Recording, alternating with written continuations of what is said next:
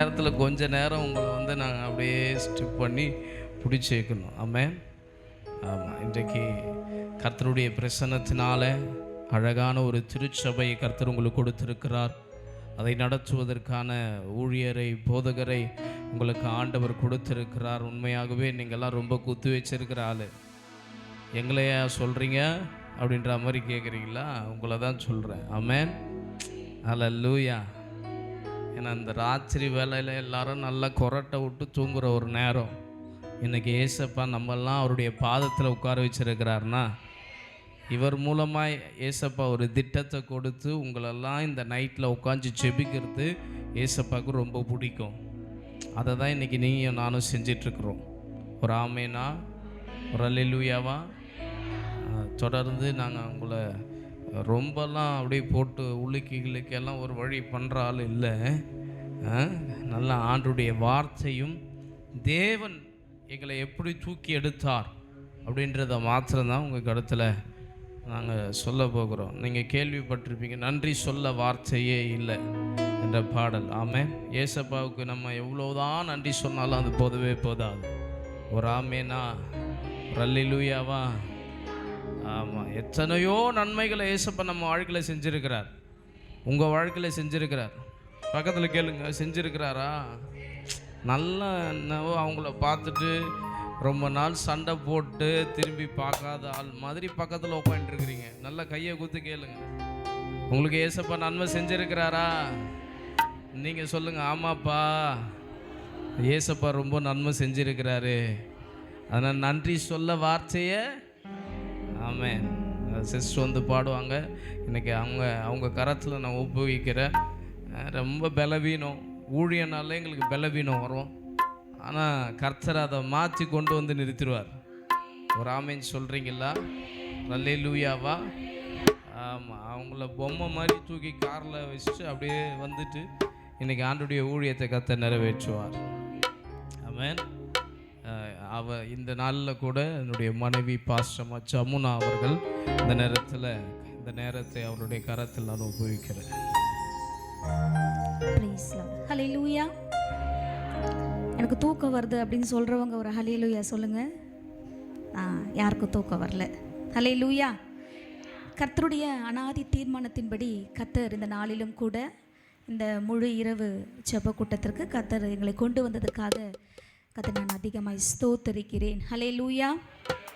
நான் எங்கே போனாலும் சொல்கிற ஒரு வார்த்தை என்னென்னா, தேவ சமூகத்துக்கு வந்த யாரையும் ஆண்டவர் வெறுமையாக அனுப்பவே மாட்டார்.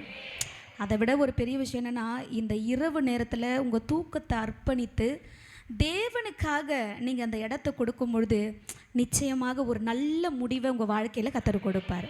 நான் உங்களுக்கு தான் சொல்கிறேன். ஒரு நல்ல ஒரு கையை தட்டி கூட ஒரு ஆமென் அல்லேலூயா சொல்லுவோமே. அவர் செய்த நன்மைகளை நினைக்கும் பொழுது அவருக்கு எவ்வளவுதான் நன்றி சொன்னாலும் அது போதவே போதாது. ஹல்லேலூயா. என் ஜீவன் மண்ணுக்கு போகிற வரைக்கும் அவருக்கு நான் நன்றி சொல்லிகிட்டே இருப்பேன். கையை பிடிச்சி சொல்லுங்கள் பக்கத்தில், உயிர் இருக்கிற வரைக்கும் ஆண்டவருக்கு நன்றி சொல்லிகிட்டே தான் இருக்கணும். ஏன்னு சொன்னால் அவரை போல ஒரு நல்ல தெய்வம் கிடையாது. எத்தனை பேருக்கு இந்த பாட்டு தெரியும் தெரியாதுன்றது எனக்கு தெரியாது. தெரியல அப்படின்னு சொன்னால் இன்றைக்கி என் கூட சேர்ந்து இந்த பாடலை நீங்கள் கற்றுக்கொள்ள போகிறீங்க. கற்றுக்கலாமா? ரெடியா? பாடுவீங்களா?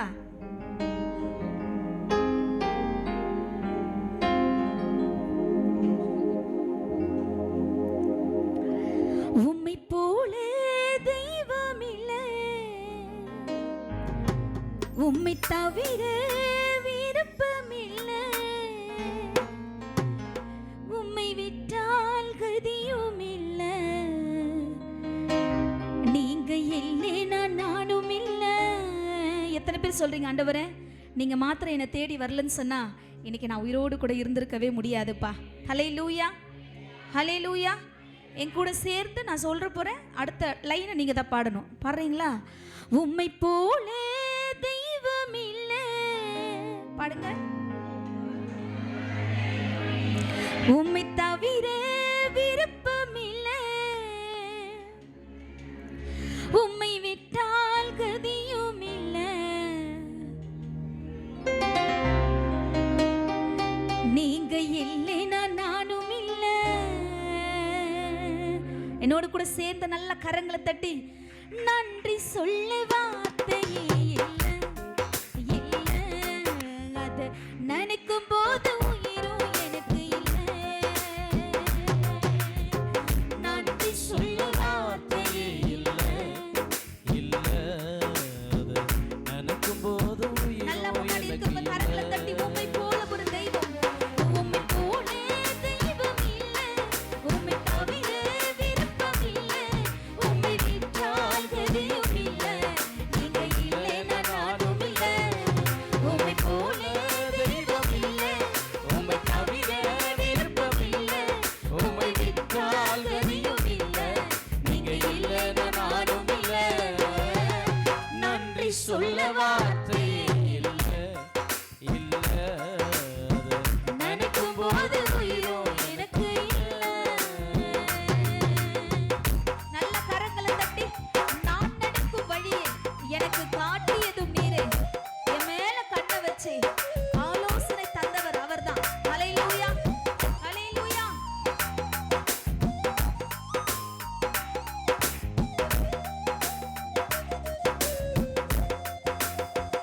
இப்ப கர்த்தருக்கு நல்ல கரங்களை தட்டலாமா?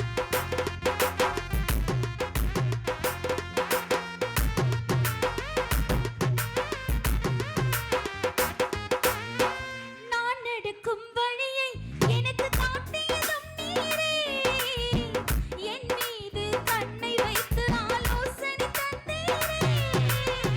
நான் நடக்கும் வழியை எனக்கு கர்த்தர் உங்களுக்கு காட்டினாரா? காட்டியதும் நீரே, உன் மேல கண்ணை என் வச்சு மீது கண்ணை வைத்து ஆலோசனை தந்தீரே. நடக்க வைத்தீரே, கைப்பிடித்து கொண்டீரே, என்னை நடக்க வைத்தீரே. நல்ல கரங்களை தட்டி உம்மை போல தெய்வம் இல்லை, உம்மை தவிர விருப்பம் இல்லை, உம்மை விட்டால் கதியும் இல்லை, நீங்க இல்லைன்னா நானும் இல்லை. உம்மை போல தெய்வம் இல்லை, உம்மை தவிர விருப்பமில்லை, உம்மை விட்டால் கதியும் இல்லை, நீங்க இல்லைன்னா நானும் இல்லை. நன்றி சொல்ல வார்த்தையே இல்லை, இல்லை. அது நினைக்கும் போது உயிரோ எனக்கு இல்லை. குப்பையில் இருந்த என்னை உயர்த்தி வைத்தீர். ராஜாக்களோடு கூட நம்மளை அமர பண்ணுகிற தெய்வம், வேதம் சொல்லுகிறது எளியவனை குப்பையிலிருந்து உயர்த்துகிற தெய்வம். என்னுடைய வாழ்க்கையை கர்த்தர் உயர்த்தி வைத்திருக்கிறார். உங்களுக்கோ கண்டிப்பா கர்த்தர் செய்வார். விசுவாசிக்கிற தேவ பிள்ளைகள் நல்ல கரங்களை தட்டி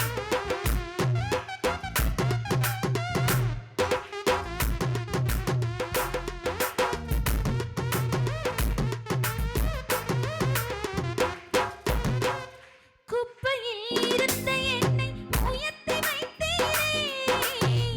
ராஜாக்களோடு என்னை அமர செய்தீரே. குப்பையில் இருந்த என்னை உங்களை உயர்த்தி ஆண்டவர் உயர்த்தி வைப்பார். வைத்தீரே, நல்ல கரங்களை தட்டி அப்பாவை பார்த்து ராஜாக்களோடு சொல்லுவோமா? என்னை அமர செய்தீரே. உயர்த்தி வைத்தீரே, உயர்த்தி அழகு பார்த்தீரே. என்னை உயர்த்தி வைத்தீரே, உயர்த்தி அழகு பார்த்தீரே. உம்மை போல தெய்வம் இல்லை, உம்மை தவிர விருப்பம் இல்லை, உம்மை விட்டால் கதியும் இல்லை, நீங்க இல்லைன்னா நானும் இல்லை. உம்மை போல தெய்வம் இல்லை, உம்மை தவிர விருப்பம் இல்லை, உம்மை விட்டால்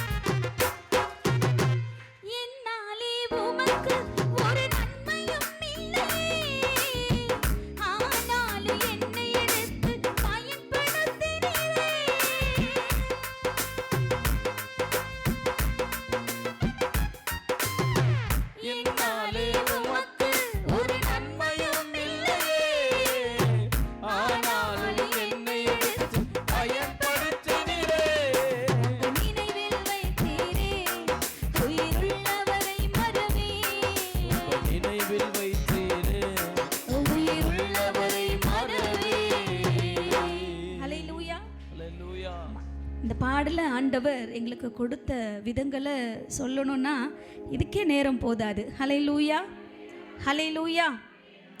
ஒவ்வொரு வார்த்தைகளும் என்னுடைய வாழ்க்கையில் நடந்த ஒவ்வொரு அனுபவங்களை தான் ஆண்டவர் எனக்கு பாடலாக கொடுத்துருக்கிறாரு. ஹல்லேலூயா சொல்ல மாட்டிங்களா? ஒரு ஆமீன் சொல்ல மாட்டிங்களா? தூங்கிட்டீங்களா? இல்லை, நான் ரொம்ப இங்கே நிற்கிறதுக்கு ரொம்ப அழகாக நின்றுட்டுருக்கேன்னா, ஆனால் என்னுடைய சரீரத்தில் பல பிரச்சனைகள், என்னுடைய ஸ்பைனல் கார்டில் ஒரு பெரிய ப்ராப்ளம், எனக்கு நரம்பு அழுத்திட்டு வெளியில் வந்து நான் ரொம்ப படுக்கையாக கிடந்தேன். அதில் இருந்து அவ்வளவுதான், நான் நடக்கவே முடியாது அப்படின்னு சொல்லி மருத்துவங்க சொன்னாங்க. அதை கர்த்தர் பொய்யாய் மாற்றி என்னை நடக்க வச்சார். ஹல்லேலூயா. இன்னும் கொஞ்சம் விட்டுட்டு இருந்தீங்கன்னா எனக்கு போன் கேன்சர் வந்திருக்கும் அப்படின்ற ஒரு ரிசல்ட்டை சொன்னாங்க. ஆனால் எதுவுமே இல்லாமல் கர்த்தர் என்னை ஜீவனோட வச்சிருக்கிறாரு. ஹல்லேலூயா, ஹல்லேலூயா. அவருக்காக நம்ம கடைசி வரைக்கும் நிற்போம் என்று சொன்னால் சரீரத்தில் தான் பிரச்சனையை கொண்டு வர முடியுமே தவிர, யோபுவுக்கு எல்லாவற்றையும் இழந்து சரீரத்தில் பிரச்சனை வந்தாலும் அவன் ஜீவன் மேலே மாத்திரம் கையை வைக்கிறதுக்கு ஆண்டவர் அதிகாரம் கொடுக்கல. அதே போல தான் என்னுடைய சரீரத்தை தொட்டாலும் என்னுடைய ஜீவனை தொடுகிறதற்கு ஆண்டவர் அதிகாரம் கொடுக்காததால தான் இன்னைக்கு நான் உயிரோடு கூட நிற்கிறேன்.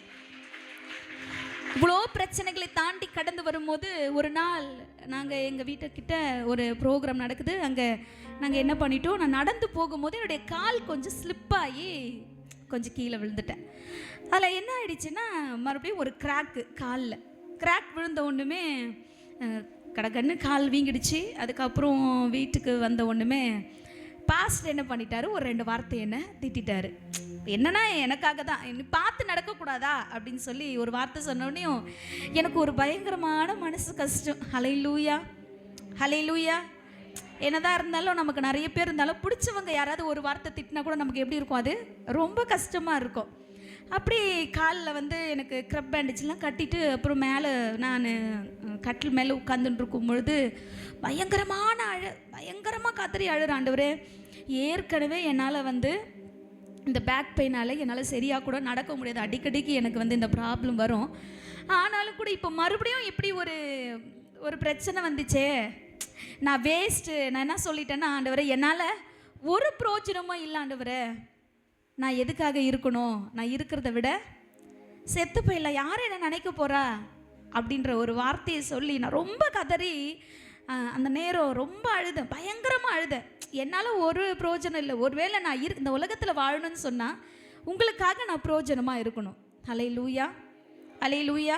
மற்றவங்களுக்கும் சரி உங்களுக்கும் சரி நான் வந்து இருக்கணும்னா ஒரு பிரயோஜனமாக இருக்கணும். ஏசப்பா, நான் இவ்வளோ ஒரு கால் அடிபட்டு இப்போ தான் கொஞ்சம் மீண்டு வந்து மறுபடியும் ஒரு ப்ராப்ளம் இல்லை உட்காரும் பொழுது அது ரொம்ப கஷ்டமாக இருந்து அப்படி நினச்சிட்டே இருக்கும்போது ஒரு ஃபோன் கால் வந்துச்சு.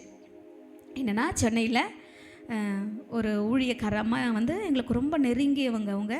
அவங்க என்ன பண்ணாங்க, எங்களுக்கு ஃபோன் பண்ணி என்கிட்ட பேசிகிட்டு இருந்தாங்க. பேசிகிட்டே இருக்கும்பொழுது என்னை பற்றி விசாரித்தாங்க. எனக்கு இந்த மாதிரி ஆயிடுச்சுமா அப்படின்னு சொன்னோன்னையும், அதெல்லாம் ஒரு பெரிய விஷயம் இல்லை, ஆண்டவர் எவ்வளோ பெரிய ஆபத்தில் இருந்தே உன்னை தூக்கி எடுத்தார், இதெல்லாம் ஒரு பெரிய விஷயமா அப்படின்னு சொல்லி என்னை ரொம்ப தைரியப்படுத்தி அவங்க பேசினாங்க. பேசி முடித்தோடனே, அம்மா சொல்கிறதையே மறந்துட்டேன் நான் உங்ககிட்ட பேசிட்டு, என்னன்னு தெரியல, நம்ம சபையில் ஆண்டு விழா வச்சுருக்குறோம், எத்தனையோ ஊழியக்காரங்களை கேட்டேன், யாரையும் எனக்கு ஆண்டவர் காமிக்கவே இல்லை, என்னன்னு தெரியல, உன் முகத்தை தான் எனக்கு காமிச்சாரு, சொல்ல மாட்டீங்களே அப்படின்னு சொன்னவனே. ஏன் என் முகத்தை காமிச்சாருன்னா, நீ தான் அந்த ஆண்டு விழாவில் வந்து கர்த்தருடைய வார்த்தையை பிரசங்கிக்கணும் அப்படின்ற ஒரு வார்த்தையை சொன்ன உடனே எனக்கு பயங்கரமான ஒரு ஷாக்கு. என்னென்ன ஆண்டவரே, இப்போ தான் நினச்சேன் என்னால் ஒரு பிரயோஜனமே இல்லைன்னு அப்படி நான் நினச்சேன். எல்லாரும் நம்மளை மறந்துட்டாங்க அப்படி நான் நினச்சேன். இல்லை இல்லை, வேதம் சொல்லுகிறது நீ என்னால் மறக்கப்படுவதில்லை. ஹல்லேலூயா. அந்த 5 நிமிஷம் கூட இருக்காது தேவ பிள்ளைகளை, நான் அழுது கூட முடிச்சிருக்க மாட்டேன். உடனேமே ஆண்டவர் என்னை இந்த வார்த்தைகளை கொண்டு தேற்றி, நீ பிரயோஜன அற்ற பாத்திரம் இல்லை, எனக்காக பிரயோஜனப்படுகிற பாத்திரம் என்று சொல்லி அதே நிமிஷத்தில் கர்த்தர் எனக்கு ப்ரூவ் பண்ணார். ஹல்லேலூயா. அப்போதான் கர்த்தர் எனக்கு இந்த பாடலுடைய 3வது சரணம், என்னால உமக்கு. ஹல்லேலூயா. என்னாலே உமக்கு ஒரு நன்மையும் இல்லை, ஆனாலும்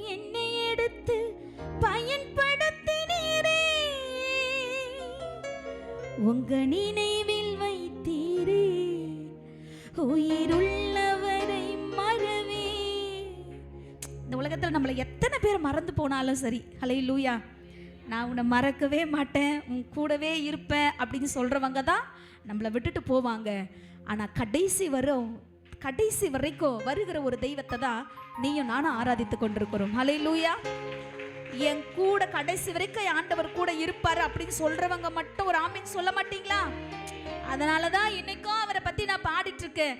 உம்மை போல தெய்வம் இல்லை, உம்மை தவிர விருப்பம் இல்லை, உம்மை விட்டால் கதியும் இல்லை, நீங்க இல்லைன்னா நானும் இல்லை. கரங்களை தட்டி போல தெய்வம் இல்லை, உம்மை தவிர விருப்பம் இல்லை, உம்மை விட்டால் கதியும் இல்லை, நீங்க இல்லைன்னா நானும் இல்லை.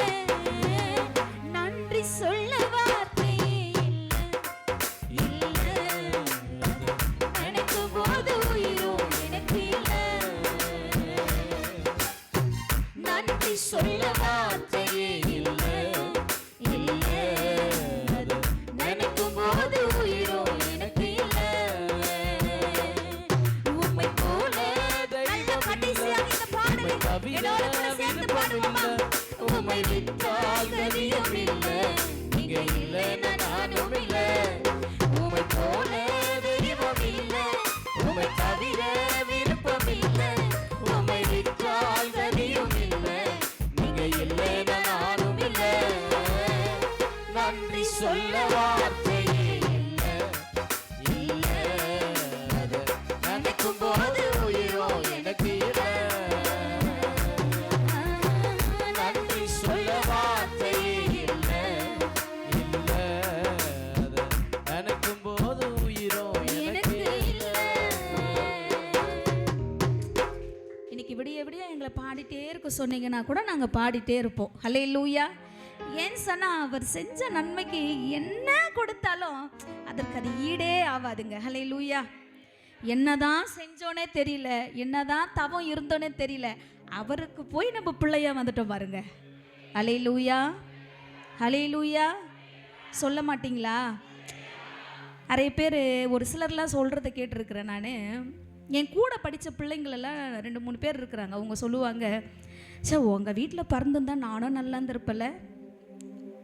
ஹல்லேலூயா. எனக்கு இவங்க அப்பா அம்மா வந்தால் நான் நல்லா இருந்திருப்பல, நான் இந்த குடும்பத்தில் பிறந்தா நல்லா இருந்திருப்பல, அப்படிலாம் சொல்கிறத நம்ம கேள்விப்பட்டிருக்கோம்ல. ஆனால் நம்ம அப்படி சொல்லக்கூடாது. ஏசப்பாக்கு பிள்ளையாக மட்டும் இருந்துட்டா போதும். ஹல்லேலூயா. அவருக்கு மட்டும் நம்ம பிள்ளையா இருந்துட்டா நீ கேட்கறதையும் கொடுப்பாரு, நீ கேட்காததையும் கொடுப்பாரு, நீ கேட்க மறந்ததையும் ஆண்டவரால் கொடுக்க முடியும். ஹல்லேலூயா, ஹல்லேலூயா. ஏன்னா அவர் ஒரு தகப்பனை போல அவருடைய மார்பில் அவர் அணைச்சி கொண்டு ஒரு கரவல் ஆடை மெதுவாய் நடத்துகிறது போல இதுவரைக்கும் அப்பா எங்களை நடத்தி வந்திருக்கிறார். உங்களை நடத்தலையா? உங்களை ஆண்டவர் நடத்தலையா? யார் நடத்தி இது வரைக்கும் நடத்தி வந்தது யாரு சொல்லுங்க பார்க்கலாம். யாரு? நம்ம அப்பா அம்மாவா, வீட்டுக்காரா, பிள்ளைங்களா? இவங்கள்லாம் நம்முடைய வாழ்க்கையில் செய்ய முடியாத அற்புதத்தை என் ஆண்டவரால் செய்ய முடியும். ஆமீன் சொல்ல மாட்டீங்களா? சோர்ந்து போகிற நேரத்தில், மனம் உடைஞ்சி கலக்கத்தோடு கண்ணீரோடு கவலையோடு உட்கார்ற நேரத்தில் ஆண்டோடைய வார்த்தை தாங்க நம்மளை தேற்றி இதுவரைக்கும் நடத்தி வந்தது. ஆமீன் சொல்ல மாட்டீங்களா? தாவீது சொல்ற, நான் மரண இருளில் பள்ளத்தாக்கில் நடந்தாலும் நான் பொல்லாப்புக்கு பயப்பட மாட்டேன்ப்பா, எனக்கு ஒரு நம்பிக்கை உண்டு, நீங்க என் கூட இருக்கிறீங்க. ஹல்லேலூயா, ஹல்லேலூயா. நீங்க என் கூட இருக்கிறீங்க. நான் சோர்ந்து போகிற நேரத்தில், யாருமே இல்லைன்னு சொல்லி நான் அனாதை அப்படின்னு நினைக்கிற நேரத்துலலாம் உமது கோலும் உமது தடியும் என்னை ஒவ்வொரு நாளும் தேய்ச்சி கொண்டே இருக்கிறது. ஆமீன் சொல்ல மாட்டீங்களா? கர்த்தர் எங்களுக்கு கொடுத்த இப்போதான் லேட்டஸ்ட்டாக ஒரு சாங் எங்களுக்கு கொடுத்துருக்கிறாரு. புது பாடல் இன்னும் வெளி வரல. அந்த பாடலை நான் இப்போ பாட போகிறேன். ஹல்லேலூயா, ஹல்லேலூயா. பக்கத்தில் கையை பிடிச்சி சொல்லுங்க, தகப்பனை போல நடத்துகிறவரை தான் நீ நானும் ஆராதித்து கொண்டிருக்கிறோம். அவர் நம்மளை பாதியில் விட்டுட்டு போக மாட்டாரு, கடைசி வரைக்கும் நம்மளை நடத்துவார். ஹல்லேலூயா. ஒரு மேய்ப்பனை போல உங்க மார்பில் சாய்த்து என் கரத்தை பிடிச்சி என்ன மெதுவாய் நடத்தினீர். இந்த வார்த்தையை பாஸ்டர் ஒரு 50 நாள் என்னுடைய சபையில் 50 நாள் ஜெபம் டெய்லி நடக்கும். அப்போ ஒரு வீட்டில் மெசேஜ் கொடுக்கும்போது இந்த வார்த்தையை சொல்லி சொல்லி ஜெபிக்கும் பொழுது கிட்டத்தட்ட ஒரு 2 வருஷம் இருக்கும். ஒரு பல்லவி ஒரு அணு பல்லவி எழுதி ஹல்லேலூயா ஹல்லேலூயா. இந்த 2 வருஷம் கழிச்சு இந்த பாடலை இப்போதான் முழுமையாக முடிச்சிருக்கிறோம். ஹல்லேலூயா சொல்ல மாட்டீங்களா? பக்கத்தில் கையை பிடிச்சி சொல்லுங்க, என்னதான் செஞ்சோன்னு தெரியல, ஏசப்பாக்கு நம்ம ரொம்ப பிள்ளையா அழகான ஒரு பிள்ளையா மாறிட்டோம். ஆமா, அவருக்கு நம்மெல்லாம் ரொம்ப செல்ல பிள்ளைங்க இல்ல? ஆமீன் சொல்ல மாட்டீங்களா? அதனால தான் நம்ம என்ன பண்ணாலும் அவரை நம்மளை மன்னிச்சு மன்னிச்சு மன்னிச்சு மன்னிச்சு ஏத்துக்கிறாரு. ஹல்லேலூயா.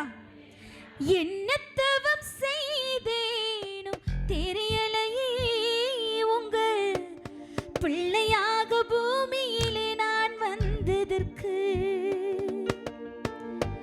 என்னதான் செய்தேனோ தெரியலையே, உங்கள் பிள்ளையாக பூமியிலே நான் வந்ததற்கு. ஒரு மேய்ப்பனை போல உங்க மார்பில் சாய்த்து என் கரத்தை பிடிச்சி என்ன மெதுவாய் நடத்தினீ. ஒரு தகப்பனை போல உங்க மார்பில் சாய்த்து என் கரத்தை பிடிச்சி என்ன மெதுவாய் நடத்தினீ. என்னதான் செய்தேனோ தெரியலையே, உங்கள் பிள்ளையாக பூமியிலே நான் வந்ததற்கு. பக்கத்துல கையை பிடிச்சு கேளுங்க, என்னதான் செய்தேனோ தெரியலையே, உங்கள் பிள்ளையாக பூமியிலே நான் வந்ததற்கு. ஒரு மெய்ப்பனை போல சொல்லுங்க, உங்க மார்பில் சாய்த்து. நீங்க பாடுறது எனக்கே கேட்கலையே, எப்படி ஆண்டவருக்கு கேட்கும்? ஆமா, எப்ப பாருங்க பக்கத்துல இருக்கிற அவங்களுக்கே கேட்கலையா, அப்புறம் எப்படி எனக்கு கேட்கும்? பாடலாமா? ஒரு மெய்ப்பனை போல உங்க மார்பில் சாய்த்து என் கரத்தை பிடிச்சி என்ன மெதுவாய் நடத்தினீ. நடத்தினாரா? பாதியில நம்மளை எத்தனை பேர் கைவிட்டு போனாலும் அவர் கரத்தை பிடிச்ச நாள் முதற்கொண்டு இந்த நாள் வரைக்கும் ஆண்டவர் நடத்தி வந்தாரா? என்னதான் செய்தேனோ தெரியலையே, உங்கள் பிள்ளையாக பூமியிலே நான் வந்ததற்கு. என்ன தவம் செய்தேனோ தெரியலையே, உங்கள் பிள்ளையாக பூமியிலே நான். ஒரு மெய்ப்பனை போல எல்லாரும் என்னோட கூட சேர்ந்து, மெய்ப்பனை போல உங்க மார்பில் சாய்த்து என் கரத்தை பிடிச்சு என்னை மெதுவாய் நடத்தினீ. ஒரு தகப்பனை போல உங்க மார்பில் சாய்த்து என் கரத்தை பிடிச்சு என்னை மெதுவாய் நடத்தினீ. என்ன தவம் செய்தேனோ தெரியலையே, உங்கள் பிள்ளையாக பூமியிலே நான் வந்ததற்கு. நல்ல கரங்களை தட்டி தடுமாறும் போது, நம்முடைய நிலை மாறும் போது அவருடைய கரம் நம்மளை தூக்கி நடத்தி சென்றதே, அந்த விதங்களை நினைச்சு அப்பாவுக்கு நன்றி சொல்லி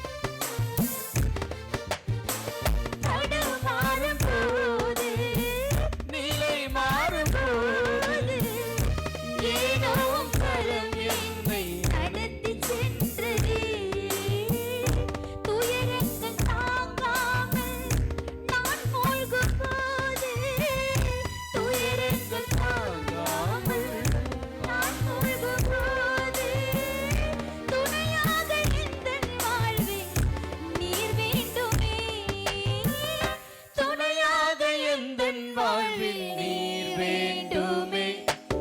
ஒரு மீட்பனை போல உங்க மார்பில் சாய்த்து என் கரத்தை பிடிச்சு என்ன மெதுவாய் நடத்தி.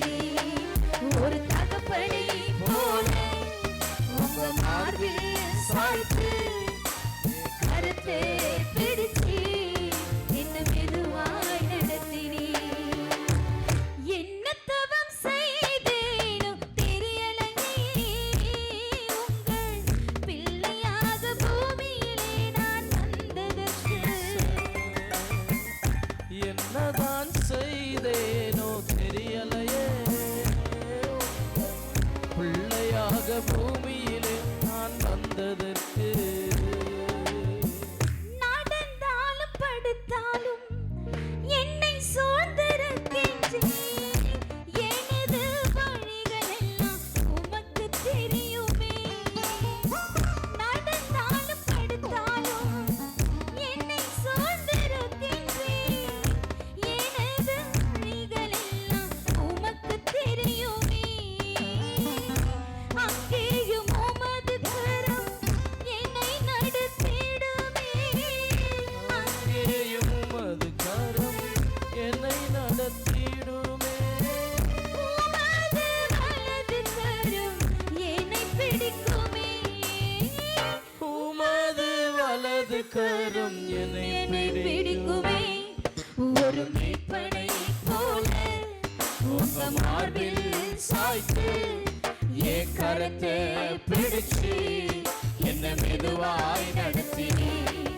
ஒரு தகப்பனை போல உங்க மார்பில் சாய்த்து என் கரத்தை பிடிச்சு என்ன மெதுவாய் நடத்தினீ.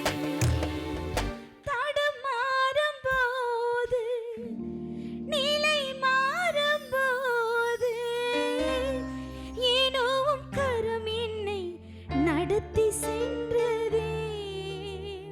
நீ எந்த சூழ்நிலையில இருந்தாலும் அப்படியே பார்த்துட்டு விட்டுட்டு போற தெய்வத்தை நீ நானும் ஆராதிக்கல. ஹல்லேலூயா.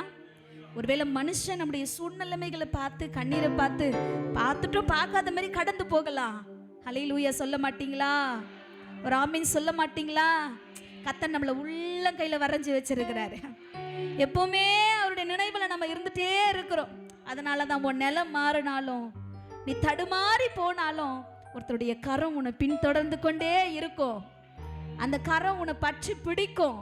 ஹல்லேலூயா, ஹல்லேலூயா. என்னதான் உன் துன்பம் தாங்காம நீ இருக்கும்போது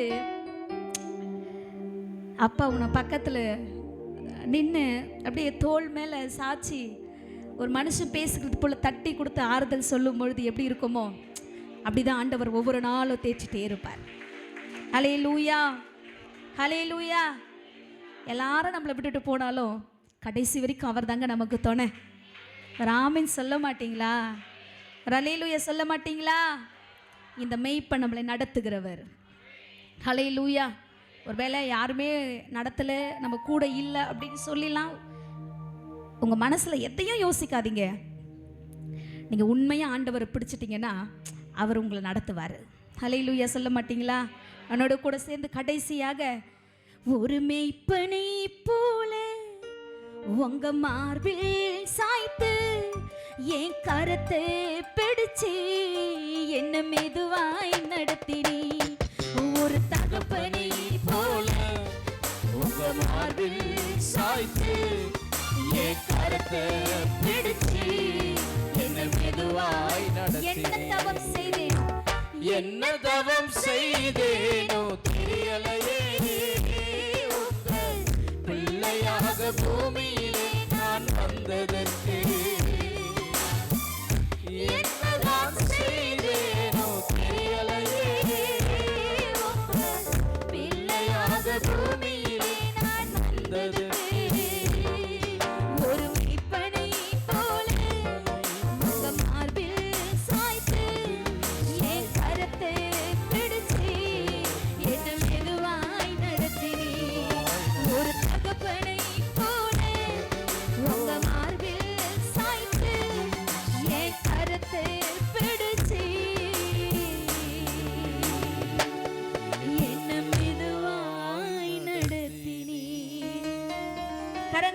அப்பாவுக்கு ஒரு நன்றி சொல்லலாமா?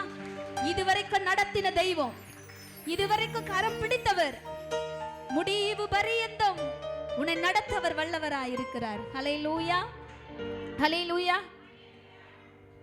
அதுக்குள்ளே ½ ஆயிடுச்சுங்களா? சரி, கர்த்தர் என்னுடைய வாழ்க்கையில் செய்த நன்மைகளை குறித்து கொஞ்ச நேரம் என்னுடைய சாட்சியை நான் சொல்ல போகிறேன். கண்டிப்பாக இந்த சாட்சி உங்களை உயிர்ப்பிக்கும் என்று நான் விசுவாசிக்கிறேன். ஹல்லேலூயா, ஹல்லேலூயா. என்னுடைய வாழ்க்கையில் கர்த்தர் செய்த நன்மைகளை குறித்து நான் ஏன் சொல்லணும்னா, நான் சொல்லும்பொழுது நீங்கள் அதை விசுவாசிப்பீங்க, நான் விசுவாசிக்கிறேன். கண்டிப்பாக என் வாழ்க்கையில் செய்த அற்புதத்தை காட்டிலும் உங்களுக்கு மேலானதை கர்த்தர் செய்வார். உங்களுக்கு தான் சொல்கிற செய்வாருன்னு. அப்போ விசுவாசிக்கிறவங்க கையை தட்டி உள்ள கையை உயர்த்தி ஹல்லேலூயா. நான் சென்னை பட்டணத்துலேருந்து நாங்கள் வந்திருக்கிறோம். என்னுடைய பெயர் ஜமுனா. நான் பிறந்து வளர்ந்தது எல்லாமே எக்மூர் கோர்ட், அது அந்த பகுதியில் புதுப்பேட்டைன்ற இடத்துல நான் பிறந்து வளர்ந்தேன். என் தாய் பேர் காமாட்சி. நான் ஏன் இதெல்லாம் சொல்கிறேன்னா, நான் நடுவில் கேள்வி கேட்பேன், நீங்கள் எனக்கு பதில் சொல்லணும். ரெடியா? ஐயோயோவா, ஒன்றும் பயப்பட தேவையில்லை, ரொம்ப பெரிய கேள்விலாம் இல்லை. நீங்கள் கவனிக்கிறீங்களா இல்லையா அப்படின்றது தான் நான் உங்களை ஒரு கேள்வியாக கேட்க போகிறேன். ஹல்லேலூயா, ஹல்லேலூயா. தூங்குறீங்களா? தூங்காம ஜெபிக்க வரோம் தாங்கப்பா. யாரும் தூங்கலை. விழித்திருந்து ஜெபிக்கோ வர தாங்கப்பா. எங்கள் மாமனார் அடிக்கடி சொல்லுவார், இந்த மாதிரி தூங்குறவங்கள பார்த்து, நீ மட்டும் பரலோகம் போவாத, வெயிட் பண்ண, நாங்களும் சேர்ந்து ஜெபம் முடிச்சுட்டு கூட சேர்ந்து வராது, ஏன் நீ மட்டும் தனியாக போகணுன்னு விருப்பப்படுற அப்படின்னு கேட்பாரு. அதனால் பக்கத்தில் இருக்கிறவங்க பரலோகத்துக்கு போனீங்கன்னா கொஞ்சம் தட்டி எழுப்பி, நீ மட்டும் போகாத, ப்ரேயர் முடிஞ்சவுடனே மொத்தமாக சேர்ந்து நம்ம போகலாம் அப்படின்னு சொல்லுங்கள். அல்லேலூயா, அல்லேலூயா. என்னுடைய தாய் பெயர் காமாட்சி, எங்கள் அப்பா பெயர் ரவி. என்னோட கூட பிறந்தவங்க மொத்தம் நாங்கள் 4 பெண் பிள்ளைகள். எத்தனை பேர்? எத்தனை பேர்? 4 பொம்பளை பசங்களாக பிறந்துட்டோம். ஹல்லேலூயா. நான் 2வது மகளாக என்னுடைய தாய் தகப்பனுக்கு நான் பிறந்தேன். எங்கள் அப்பா ஒரு பெரிய ஒரு வியாபாரி, பெரிய ஹோல்சேல் வியாபாரி அப்படின்னு சொல்லலாம். என்னன்னு கேளுங்க, என்ன வியாபாரம் பண்ணீங்க? என்னமோ 1 லட்ச ரூபாய் உங்ககிட்ட கேட்குற மாதிரி கேளுங்க. நாங்கள் என்ன வியாபாரம் பண்ணோன்னா, கஞ்சா, ப்ரௌன் சுகரு, போதை ஊசி, போதை மாத்திரை இதெல்லாம் விற்கிற குடும்பத்திலேருந்து பிறந்து வளர்ந்தவன் நான். ஐயோ, இன்னும் எல்லாரும் வாயில் கையை வச்சிட்டிங்க. இப்படியாப்பட்ட குடும்பத்திலேருந்து பிறந்து வளர்ந்த என்னையே ஆண்டவர் தெரிஞ்சுக்கினார் பாருங்க. அல்லேலூயா, அல்லேலூயா. அவர் பணக்காரங்களை பார்த்துலாம் தேடி போகிற தெய்வம் இல்லை. ஆமீன் சொல்ல மாட்டிங்களா? நொந்து போய் கஷ்டப்பட்டு யாருமே இல்லைன்னு சொல்லி நிற்கிற பாரு, யாருமே இல்லை அனாதை அப்படி நிற்கும்பொழுது ஒருத்தர் நமக்கு இருக்கிறாரு. ஹல்லேலூயா, ஹல்லேலூயா. இப்படி ஒரு குடும்பத்தில் இருந்து பிறந்து வளர்ந்தவ. என்ன நான் வித்தோன்னு சொன்னோம்? இதையெல்லாம் வித்தோங்க. ஹல்லேலூயா. ஆமாம், என்னுடைய கருத்து தெரிஞ்ச நாள் முதற்கொண்டு நான் பார்த்து வளர்ந்தது என்னென்னா, கஞ்சா, ப்ரௌன் சுகரு, ஊசி, மாத்திரை, இதை தான் பார்த்து நான் வளர்ந்தேன். ஆமீன் சொல்ல மாட்டிங்களா? ஒரு ஆமீன் சொல்ல மாட்டிங்களா? நிறைய நடிகர்கள் வருவாங்க சின்ன வயசில். இந்த மாதிரி பிள்ளையாக இருக்கும்பொழுது எங்களுடைய ஸ்கூல் யூனிஃபார்ம் பேக்கெட்டில் நான் கஞ்சா இல்லாமல், ப்ரௌன் சுகர் இல்லாமல் ஒரு நாள் கூட இருந்ததில்லை. அல்லேலூயா. ஒரு வேளை உங்களுக்கு சந்தேகமாக இருக்கும் அப்படின்னு சொன்னால், நீங்கள் எங்கள் பகுதிக்கு வாங்க. இங்கே குதிரை ரவி யாருன்னு எங்கள் இடத்துல கேட்டிங்கன்னா அவங்க சொல்லுவாங்க. எப்பத்துலேருந்து கஞ்சா விற்கிறாங்க அப்படின்னு கேட்டாலும் சொல்லுவாங்க. அல்லேலூயா, ஹல்லேலூயா. இப்படியெல்லாம் இந்த போதை பொருளை விற்று எத்தனையோ நடிகர்கள் வாங்குவாங்க. எனக்கு தெரிஞ்ச ஒரே ஒரு நடிகர் யாருன்னா ரகுவரனை தெரியும். அல்லேலூயா. வாரத்துக்கு ஒரு முறை இந்த ப்ரௌன் சுகர் வாங்குறதுக்காக எங்கள் அப்பா கூட்டிகிட்டு போவார் அவரை பார்க்கணுன்னு. ஒரு காரில் புதுப்பேட்டை மார்க்கெட்டு அங்கே காரில் நிற்பார். எங்கள் அப்பா எங்கள் 4 பேரையும் கூட்டிகிட்டு போகிறார். அவரை பார்க்குறதுக்காக நாங்கள் போவோம். ஒரு நடிகரை பார்க்கணுன்னு ஆசையாக இருக்கும் இல்லையா? அதனால் நாங்கள் போய் பார்ப்போம். 1 லட்ச ரூபாய் ஒரு கட்டு பணத்தை கொடுத்துட்டு, 1/4 கிலோ தான் இருக்கும் அந்த ப்ரௌன் சுகர், அதை கொடுத்துட்டு வாரத்துக்கு ஒரு முறை அவர் வாங்கிட்டு போவார். ஒரு ஆமீன் சொல்லுங்களேன். இன்றைக்கி அவர் உயிரோடு இல்லை. ஹல்லேலூயா. இந்த போதை பொருள் எத்தனையோ பேர் வாங்கி எத்தனையோ பேர் அடித்து இன்றைக்கி உலகத்தில் எத்தனை பேர் மரித்து போகிற சூழ்நிலையில் இருக்கிறாங்க. ஹல்லேலூயா, ஹல்லேலூயா. இப்படி எங்களுடைய வாழ்க்கை இருக்கும்பொழுது பாருங்கள், எல்லாம் இருந்துச்சு. பணம் இருந்தது, பொருள் இருந்தது, வீடு இருந்தது, சொந்தம் இருந்தது. சுற்றி வீடு முழுவதும் சொந்தக்காரங்க இருந்துகிட்டே இருப்பாங்க. ஹல்லேலூயா. பக்கத்தில் கையை பிடிச்சி சொல்லுங்கள், உங்ககிட்ட நிறைய பணம் இருந்துச்சுன்னா 10 பேர் இல்லை 100 பேர் கூட நம்மளை சுற்றி சுற்றி இருந்துகிட்டே இருப்பாங்க. ஹல்லேலூயா, ஹல்லேலூயா. இந்த உலகத்தில் வந்து பணம் தான் மதிப்பே. ஆமீன் சொல்ல மாட்டிங்களா? ஹல்லேலூயா. எல்லாம் இருந்தும் என்னுடைய வாழ்க்கையில் சமாதானம்னா என்னன்னே தெரியாது. ஆமீன் சொல்ல மாட்டிங்களா? ஏன்னா காலையிலேருந்து சாயந்தரம் வரைக்கும் ரொம்ப ஜாலியாக விளையாடிட்டு இருப்போம். எப்போ இரவு வந்தாலுமே ஒரு விதமான பயம், பயங்கரமான பயம் வரும். ஏன்னா எந்த டைமில் போலீஸ் வருவாங்கன்னே தெரியாது. ஹல்லேலூயா. எங்கள் அப்பா எப்போ கூட்டிகிட்டு போவாங்கன்னே தெரியாது. ஹல்லேலூயா. எல்லாம் அப்பா அம்மாவும் கூட எத்தனை நாட்கள் இருப்பாங்க. டெய்லி வேலைக்கு போவாங்க, நைட்டில் வீட்டுக்கு வந்து சேருவாங்களே. ஆனால் எங்கள் அப்பா அப்படி இல்லை. 1 மாதம் எங்கள் கூட இருந்தாருன்னா 3 மாதம் ஜெயிலில் இருப்பார். 2 மாதம் எங்கள் கூட இருந்தாருன்னா 6 மாதம் ஜெயிலில் இருப்பார். ஆனால் ஒன்று எங்களுக்கு வந்து கவலையே தெரியக்கூடாதுன்னு சொல்லி எங்கள் அம்மா வாரமான பிக்னிக் கூட்டின்னு போயிடுவாங்க. ஜாலியாக என்ஜாய் பண்ணுறதுக்காகவே ஸ்கூல் லீவ் போட்டு வாரமான எங்கள் அம்மா எங்களை கூட்டின்னு போயிடுவாங்க. அதுதான் எங்களுக்கு பெரிய சந்தோஷமே. அதுதான் போனாலே ஒரே ஜாலியாக இருக்கும். எங்கன்னு கேளுங்க, சென்ட்ரல் ஜெயிலுக்கு. எங்கே? சென்ட்ரல் ஜெயிலு தான் எங்களுக்கு பார்க்கு. ஆமாம், அதை பார்க்கணுன்னா அவ்வளோ ஒரு சந்தோஷமாக இருக்கும். காலையில் 5 மணிக்கு எழுந்திரிப்போம், கடகடன்னு குளிக்க வைப்பாங்க. எங்கள் அப்பாவை பார்க்குறதுக்காக நாங்கள் வாரமான போயிட்டு வருவோம். ரொம்ப சந்தோஷமாக எங்கள் அப்பாவை பார்க்குறதுக்காக நாங்கள் போனாலுமே கூட எங்களுக்கும் நிறைய ஆசைகள் இருக்கும்ல. ஏன்னா எனக்கு எங்கள் அப்பானா ரொம்ப உயிர். ஹல்லேலூயா. எங்கள் அப்பானா எங்களுக்கு அவ்வளோ பிடிக்கும். எனக்கு எங்களுடைய உலகமே எங்கள் அப்பா தான். ஏன்னா எங்கள் அப்பா தான் எங்கள் கூடவே இருப்பார், கூட்டிகிட்டு போவார், எல்லாத்துக்குமே எங்கள் அப்பா தான்.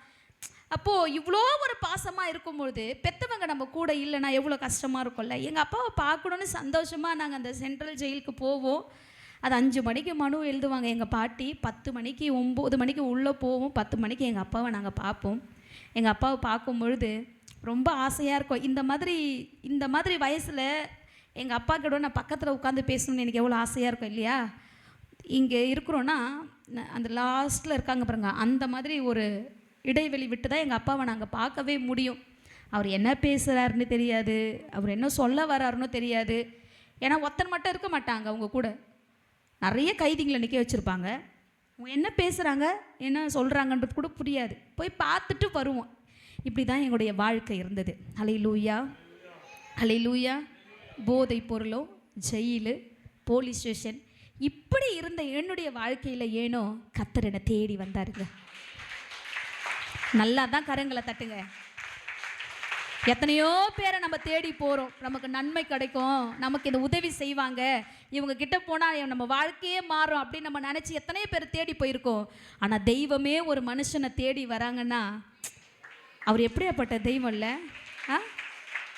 அவர் என்னை தேடி வந்தார். இந்த சின்ன வயசில் நான் சண்டே கிளாஸ் மூலயமா கர்த்தருடைய அன்பை குறித்து நான் தெரிந்து கொள்ள ஆரம்பித்தேன். நாட்கள் கடந்து போனது. நாங்கள் 4 பேரும் பெரிய பிள்ளைகளாக ஆகும் பொழுது எந்த கஞ்சாவையும் ப்ரௌன் சுகரையும் எங்கள் அப்பா விற்கிறத விட்டுருவார் அப்படின்னு நினச்சனோ, ஆனால் எங்கள் அப்பா கஞ்சா அடிக்க ஆரம்பித்தார், ப்ரௌன் சுகர் அடிக்க ஆரம்பித்தார், போதை ஊசி அடிக்க ஆரம்பித்தார், மாத்திரை போட ஆரம்பித்தார். ஹல்லேலூயா. கஞ்சா எப்படி இருக்கும்னா கீரை மாதிரி இருக்கும். கீரை பார்த்துருக்கீங்கள? அது என்ன ஒரு அப்படியே வளவல்னு இருக்கும். கஞ்சா ரொம்ப ஸ்ட்ராங்காக டார்க் பச்சை கலரில் இருக்கும். சிசரில் வச்சு தான் அதை கட் பண்ணவே முடியும். எனக்கு தெரிஞ்சு எங்கள் அப்பா இதை எப்படி யூஸ் பண்ணுவார்னா, கட்டை மாதிரி ஒன்று வச்சுருப்பார், சிம்பிளின்னு சொல்லுவாங்க. அதில் தான் எங்கள் அப்பா அதை போட்டு அடிப்பார். அதுவும் கிடைக்கல அப்படின்னா மூங்கில் குச்சியில் போட்டு அடிப்பார். அதுவும் இல்லைன்னா கேரட்டில் போட்டு அடிப்பார். அதுவும் இல்லைன்னா சிகரெட்டில் போடுவார். சிகரெட்டும் இல்லைன்னா பீடியில் போடுவார். இப்படியெல்லாம் பார்த்துருக்கேன் எங்கள் அப்பா அடித்தது. ஹல்லேலூயா, ஹல்லேலூயா. ஒரு நாள் இன்ஜெக்ஷன் போடுறாரு எங்கள் அப்பா. வீட்டில் உட்காந்துட்டு நாங்கள் 4 பேரும் எங்கள் அப்பா பக்கத்தில் தான் படுத்துட்டுருக்கோம். எங்கள் அப்பா அந்த இன்ஜெக்ஷனை அதில் அதை கரைச்சி ப்ரௌன் சுகர் என்ன பண்ணுவாங்கன்னா ஹீட் பண்ணாலே, பவுடரை ஹீட் பண்ணாலே அப்படியே தண்ணி மாதிரி மெழுகு மாதிரி ஊற்றும். அதை அப்படியே இன்ஜெக்ஷனில் வந்து ஏற்றி அதில் எடுத்து அப்படியே கையில் போடுவார். ஒரு நாள் எங்கள் அப்பா, எங்களுக்கு தெரியாது எங்கள் அப்பா இந்த மாதிரி இன்ஜெக்ஷன்லாம் யூஸ் பண்ணுறாரு அப்படின்னு. நாங்கள் நல்லா தூங்கிட்டே இருக்கும்பொழுது ஒரு ராத்திரி நான் என்ன பண்ணேன், தூங்கி எதுக்கோ எந்திரிச்சு எங்கள் அப்பா வந்து அந்த இன்ஜெக்ஷனை போடுறாரு. நான் பார்த்துட்டே இருக்கேன், பார்த்துட்டே இருக்கேன் எங்கள் அப்பாவை, என்ன தான் பண்ணுறாரு எங்கள் அப்பா அப்படின்னு சொல்லி. எப்போவுமே நைட்டில் தான் எங்கள் அப்பா இந்த போதைப் பொருள்லாம் அடிச்சிட்ருப்பார். பழகிடுச்சு, எங்களுக்கு பார்த்து பழகிடுச்சு. இந்த இன்ஜெக்ஷனை போடும்போது எங்கள் அப்பா ஃபஸ்ட் டைம் அதை யூஸ் பண்ணுறாரான்றது எனக்கு தெரியாது.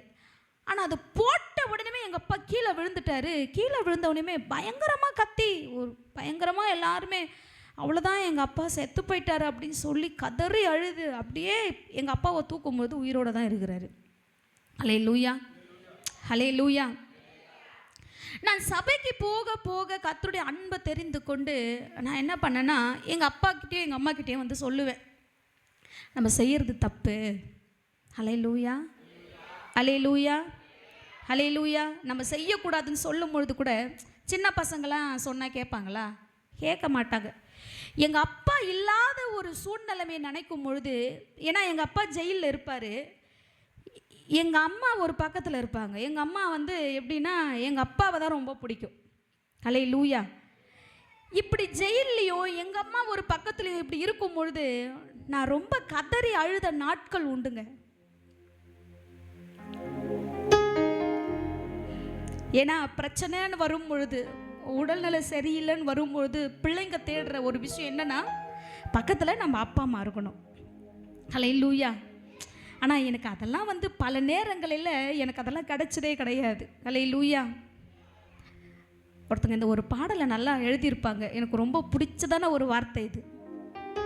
பெற்றெடுத்த தாயும் இல்லை, பேரு வச்ச தந்தையும் இல்லை, நான் கதறி அழும்போது பக்கத்துல யாருமே இல்லை.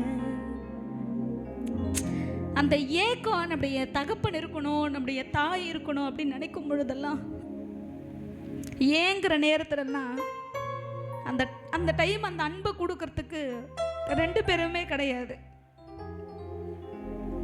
நன்னதான் கதறினாலும் அங்கே ஒன்றுமே இல்லை.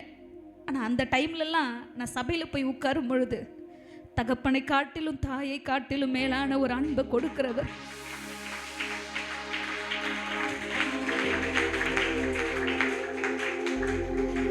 பெற்றெடுத்த தாயும் இல்லை, பேரு வச்ச தந்தையும் இல்லை, நான் கதறி அழும்போது பக்கத்துல யாருமே இல்லை.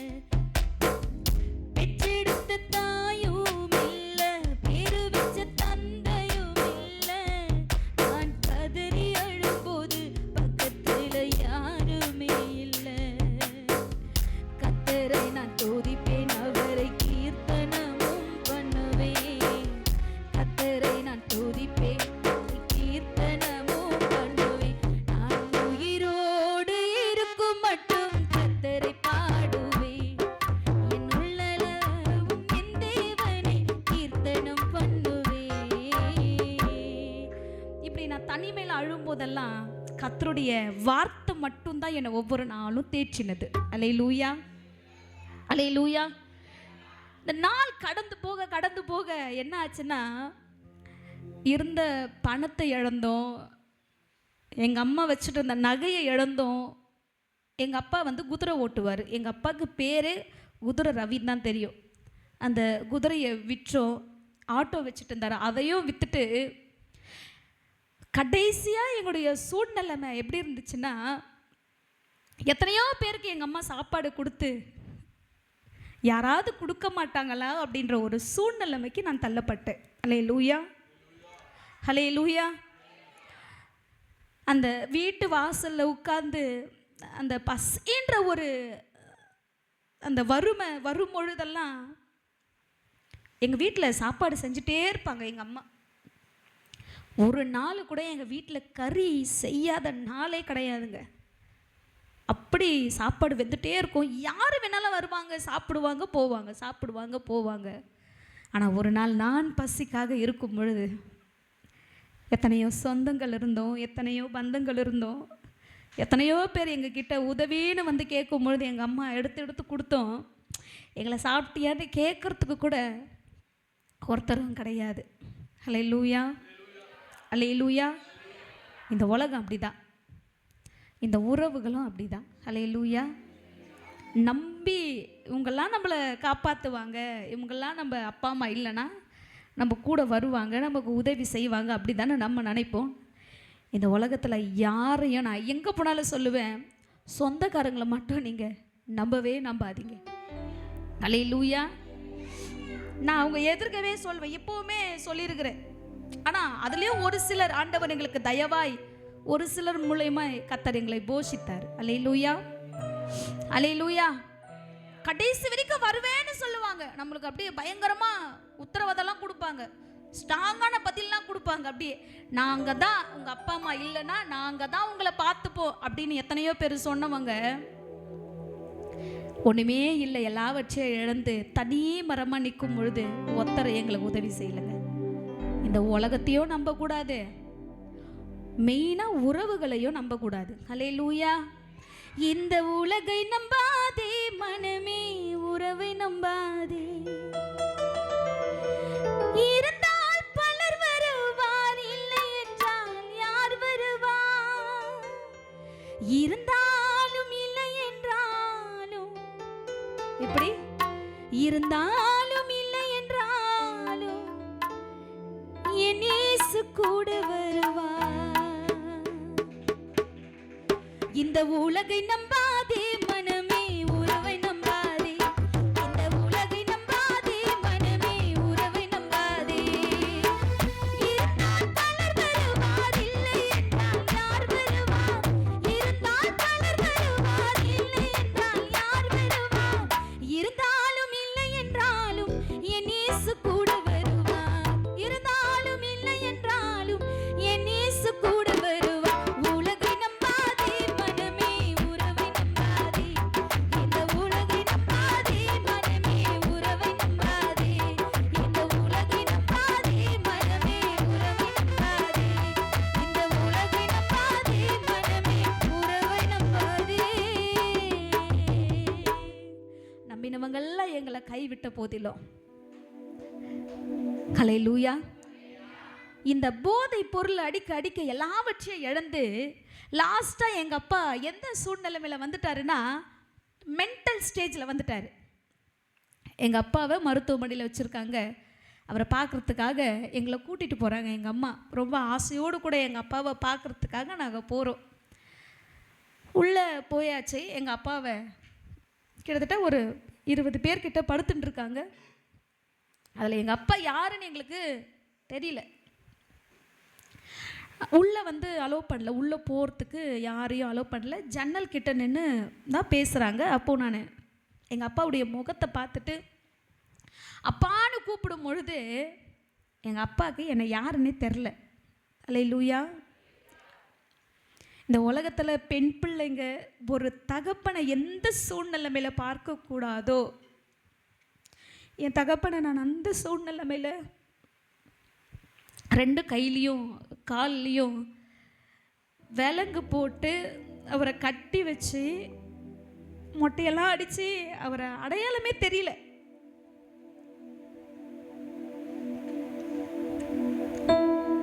அப்பான்னு கூப்பிட ஆரம்பிச்சு 2 வார்த்தை தான் எங்கள் அப்பான்னு நாங்கள் கூப்பிட்டுருப்போம். எங்கள் அப்பாவுக்கு எங்களை அடையாளம் தெரியாமல் பயங்கரமாக கத்துறாரு, திட்ட ஆரம்பிச்சிட்டாரு. அங்கேருந்து நாங்கள் வீட்டுக்கு வந்துட்டு கதறி அழுதுங்க. இப்படியெல்லாம் அந்த உலகத்தில் பெற்றவங்களை யாருமே பிள்ளைங்க இப்படி பார்க்கவே கூடாது ஏசப்பா. நான் ஜெபிக்க ஆரம்பித்தோம். 4 பேருமே ஜெபிக்க ஆரம்பித்தோம். கர்த்தர் எங்களுடைய ஜெபத்தை கேட்டு எங்கள் அப்பாவை நல்ல ஒரு சுய நினைவுக்கு கொண்டு வந்தார்.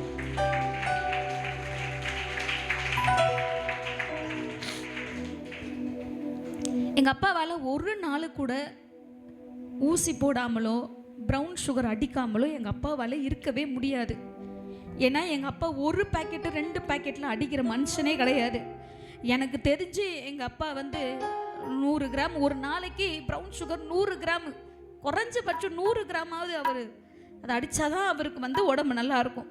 ஏன்னா அதுலேயே மூழ்கிட்டார். இந்த போதைப் பொருளை அடித்து அடித்து அடித்து பயங்கரமாக அடிப்பார். இப்போது பயங்கரமான பசி. நாங்களும் ரொம்ப சின்ன சின்ன பிள்ளைங்க தான், எங்களாலேயும் ஒரு அளவுக்கு தானே தாங்க முடியும். இதை பார்த்துட்டு எங்கள் அப்பா கிட்ட போய் நான் எங்கள் அப்பாவையும் நிற்க வச்சு எங்கள் அப்பாவை நான் பார்த்து கேட்குறேன், இன்னும் நீங்கள் இந்த போதைப் பொருளை அடிச்சுட்டே இருப்பீங்களாப்பா? நாங்களாம் எவ்வளோ பசியில் இருக்கிறோம், எங்களை விட உங்களுக்கு இந்த போதைப் பொருள் முக்கியமா அப்படின்னு கேட்கும் பொழுது எங்கள் அப்பா கடைசியாக சொன்ன ஒரு வார்த்தை, 2 பேக்கெட் இருக்குது, 200 ரூபாய் ஒரு ப்ரௌன் சுகர் பேக்கெட்டுடைய விலை. அதை பேக் பண்ணுற ஆட்களே நாங்கள் தான். நானும் எங்கள் அக்காவும் தான் ப்ரௌன் சுகரையே பேக் பண்ணுவோம். இந்த 2 பேக்கெட்டு விற்றா கூட இன்றைக்கி கண்டிப்பாக சாப்பாடு செஞ்சு வீட்டில் சாப்பிட முடியும் அப்படின்னு சொல்லி எங்கள் அப்பா கிட்ட சொல்லும் பொழுது, சரிம்மா நான் இதை விட்டுடுறேன் அப்படின்னு சொல்லி எங்கள் அப்பா எனக்கு சொன்னார். ரொம்ப நாளாக க்ரைம்லேருந்து எங்கள் அப்பாவை பிடிக்கணுன்னு ரொம்ப நாள் தேடிட்டே இருக்காங்க. பக்கத்தில் இருக்கிற போலீஸ் ஸ்டேஷனில் பிடிப்பாங்க, கூட்டிகிட்டு போவாங்க. 3 மாதம் இருப்பார், 2 மாதம் இருப்பார், மறுபடியும் வீட்டுக்கு வந்துடுவார். இப்படி தானே நாட்கள் போனது. ஆனால் ஒரு பெரிய க்ரைம்லேருந்து பிடிச்சிட்டா எத்தனை வருஷம்னாலும் போட்டால் இவன் மறுபடியும் இந்த தப்பை செய்ய மாட்டாங்க அப்படின்னு சொல்லி ரொம்ப நாளாக பிளான் பண்ணி ஒரு நாள் எங்கள் அப்பாவை இந்த மாதிரி இந்த இடத்துக்கு போனீங்கன்னா இதை கேட்டால் கொடுப்பாங்கன்னு சொல்லி அவங்களே ஒரு ஆளை செட் பண்ணி எங்கள் வீட்டுக்கிட்ட ஆளை அமுச்சு விட்டாச்சு. உள்ளே வந்து அந்த நபர் வந்து இந்த பேசி முடித்து அந்த இடத்த விட்டு நான் நடந்து போகும் பொழுதே ஒருத்தர் வந்து கேட்குறாரு, எங்கள் அம்மா அந்த 2 பேக்கெட்டையும் கொடுத்து காசு வாங்கும் பொழுதே எங்கள் அம்மாவை எல்லா போலீஸும் பிடிச்சிட்டாங்க. எங்கள் அப்பா எங்கே இருந்து ஓடி வந்தாரோ தெரில, பார்த்துட்டு கடகன்னு வந்து நான் தான் ரவின்னு சொல்லிட்டாரு. அல்லேலூயா. அப்போது இந்த தெருவில் இருந்த எல்லா ஜனங்களும் பயங்கரமான ஜனம் இருந்தது. நாங்கள் எல்லாம் ஒவ்வொரு இடத்துல நின்றுட்டுருக்கோம். எல்லாருமே அவங்க கதவை போய் சாத்திட்டு ஒருத்தர் கூட அந்த தெருவில் இல்லைங்க. எங்களுக்கு எத்தனையோ சொந்தக்காரங்க எங்கள் கூட பழகினவங்க, சொந்த மாதிரி இருந்தவங்க, எங்ககிட்ட எவ்வளோ பேர் எங்கள் அம்மா கொடுத்தவங்கெல்லாம் அவங்களுக்குன்னு ஒரு ஆபத்துன்னு வரும்பொழுது எல்லாருமே எங்களை கைவிட்டாங்க.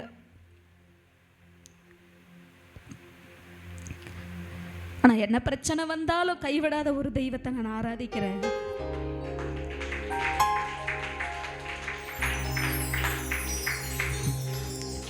அந்த எங்கள் அப்பாவை எங்களை தூரத்துலேருந்து பார்த்த உடனே எங்கள் அப்பா எங்களை கிட்ட வராதிங்க அப்படின்னு சொன்ன உடனே நாங்கள் ஒவ்வொரு இடத்துலையும் ஏறி நின்று ஒவ்வொரு மூலையில் நிற்கும் பொழுது எங்கள் அப்பாவையும் எங்கள் அம்மாவையும் விலங்கு போட்டு அப்படியே நிற்க வச்சிட்ருக்குறாங்க.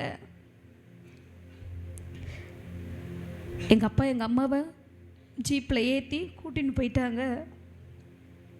எத்தனையோ பேர்கிட்ட போய் நான் உதவி கேட்டேங்க. ஒருத்தர் கூட எங்களுக்கு உதவி செய்ய முன் வரல. நாங்கள் எல்லாம் 4 பேரும் வாலிப பிள்ளைங்களாக இருந்தோம். அந்த புதுப்பேட்டை ஏரியாவில் எத்தனை போலீஸ் ஸ்டேஷன் இருந்ததோ அத்தனை போலீஸ் ஸ்டேஷனையும் ஏறி இறங்கி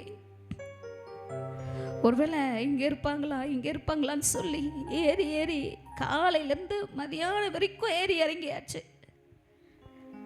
ரொம்ப முக்கியமான ஒரு நபர்கிட்ட வந்து கடைசியாக நின்று கேட்கும் பொழுது இதுக்கெல்லாம் நான் வரவே மாட்டேன் அப்படின்னு சொல்லி எங்களை சொல்லிட்டாங்க. அப்போ தாங்க இந்த உலகம் என்னன்னா என்ன, இந்த உறவுகள்லாம் என்ன, பணம் இருந்தால் ஒரு மாதிரி, பணம் இல்லைன்னா ஒரு மாதிரி.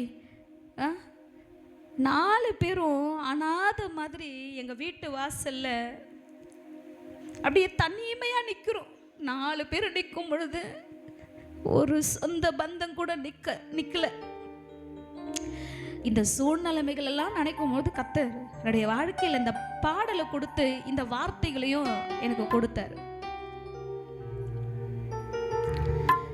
உறவுதான் உண்மை என்று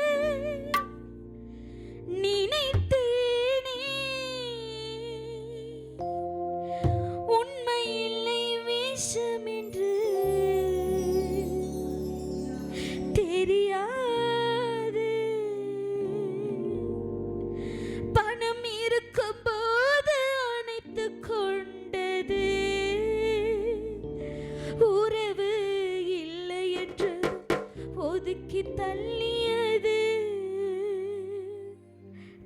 இருக்கும் பொழுது, நல்லா நகைலாம் போட்டுட்டு நல்ல பணத்தோடு இருக்கும் போதெல்லாம் அன்போடு கூட வான்னு சொன்னவங்கெல்லாம் ஒன்றுமே இல்லாத சூழ்நிலைமையில ஏன் வந்த அப்படின்னு கேட்குற நிலைமையில நான் தள்ளப்பட்டேன். அல்லேலூயா, அல்லேலூயா. தனி மரமாய் தவிக்கின்றேனே, ஆதரவு யாரும் இல்லையே. தனி மரமாய் தவிக்கின்றேனே, ஆதரவு யாரும் இல்லையே. ஏங்குதே இதயம் ஏங்குதே, உம்மை காண இதயம் ஏங்குதே. தவிக்குது என் மனசு தவிக்குது, உம்மை காண இதயம் தவிக்குது, உம்மை காண இதயம் தவிக்குது. உறவுதான் உண்மை என்று நினைத்தேனே, உண்மையில்லை வேஷம் என்று தெரியாது. உறவுதான் உண்மை என்று நினைத்தேனே, உண்மையில்லை வேஷம் என்று தெரியாது. பணம் இருக்கும்போது அணைத்துக் கொண்டது, உறவு இல்லை என்றதும் ஒதுக்கி தள்ளியது. பணம் இருக்கும்போது அணைத்துக் கொண்டது, உறவு இல்லை என்றதும் ஒதுக்கி தள்ளியது. இந்த உலகமே இல்லை என்றதும் ஒதுக்கி தள்ளியது.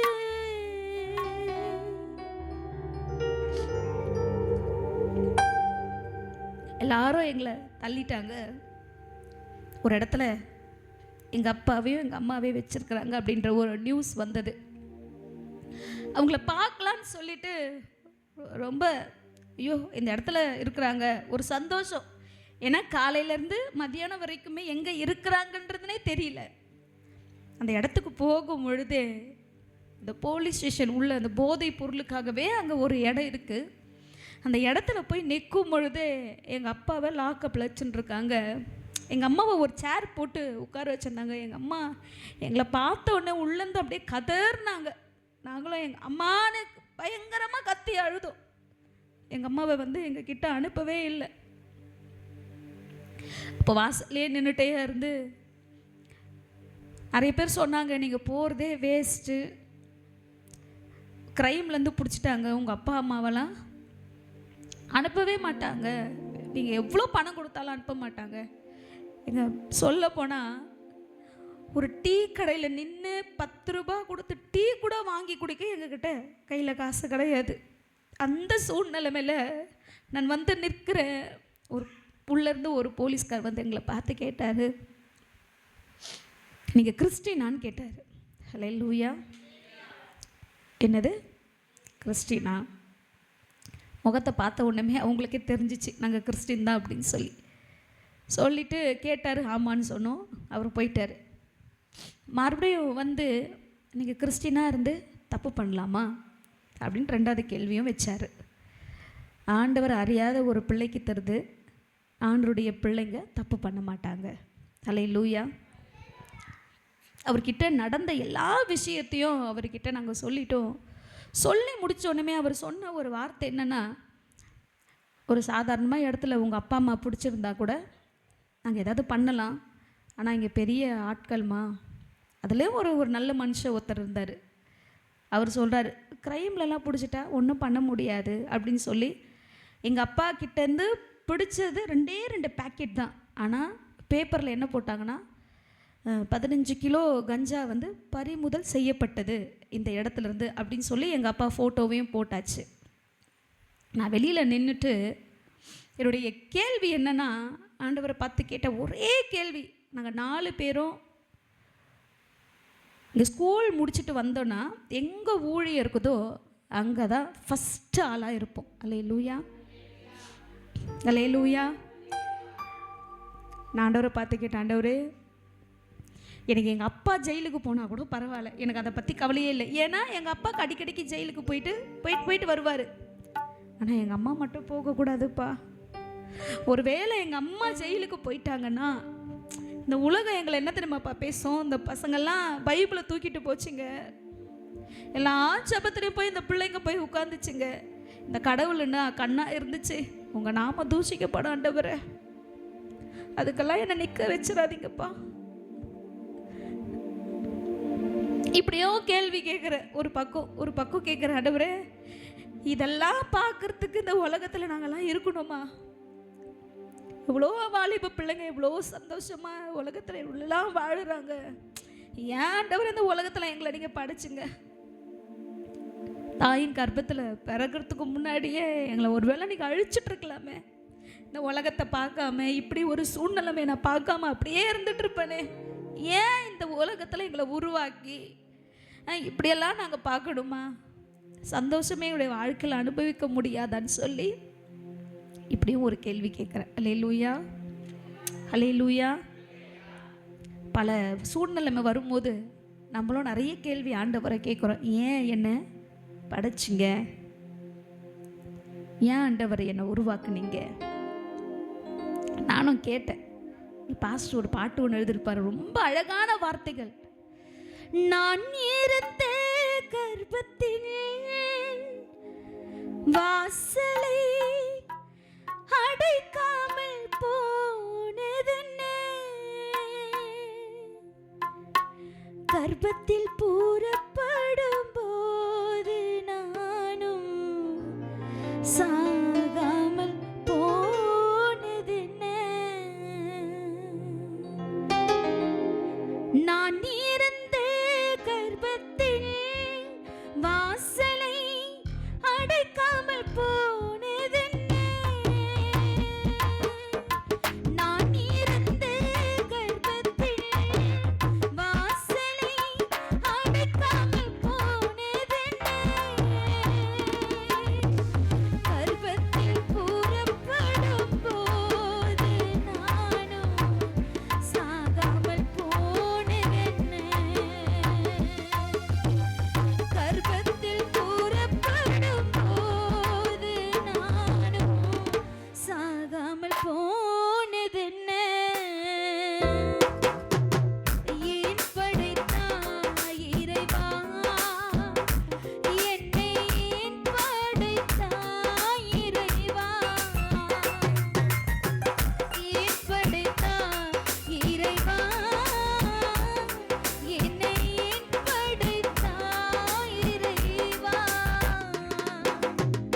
இப்படியெல்லாம் கேள்வியை கேட்டுட்டு ஒரு ஜபத்தையும் ஆண்டவருடைய சமூகத்தில் வச்சு, ஆண்டவரே நான் ஊழிய செஞ்சது உண்மைன்னா, ஏன்னா என் வாழ்க்கையை நீங்கள் எப்போ என்னை தேடி வந்தீங்களோ அன்னையிலேருந்து உங்களுக்காக நான் ஓடுறேன். அல்லேலூயா.